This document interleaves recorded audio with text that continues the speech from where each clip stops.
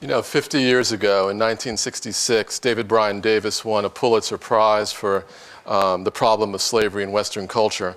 And it sounds like we need a problem of slavery in Islamic culture. Because part of what he was doing there was talking about the tensions, the debates, the doctrinal disputes, to show the way that, throughout the history of the Western tradition, right, there was all of this wrestling over slavery. And it sounds like what we need to think about is some of these doctrinal disputes, not to see Islam as a monolith, but instead as a kind of a running series of debates and conversations about not only whether slavery good or bad, but all of the different ways to think about it, to think about what it means symbolically, what it means in terms of kinship, what it means in terms of the polity, what it means in terms of gender relations. I mean, there's a lot of complexity there, right? I couldn't agree more, and it's funny that you say that because David Eltis has recommended that I write just such a book, and I don't know whether I'm going to do that or not because I'm working on a book actually that comes out of this chapter called The First Atlantic Revolution, which is really about the story that we'll tell tonight. But I think that there's no doubt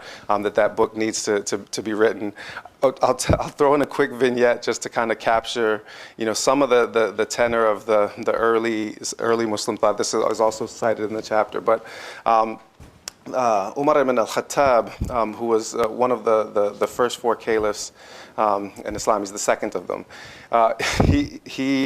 During the time of the Arab conquest, so that there are captives that are being taken, and slavery is legal in all of the areas that are subject to the early Arab conquest. So there isn't necessarily a particular debate about abolition as such, but the idea that a person who becomes Muslim could still be kept as a slave was something that was abhorrent. So oftentimes they said that he would see people amongst the captives, the enemy combatants, and he would find them praying, and if he found them praying, he would immediately set them free.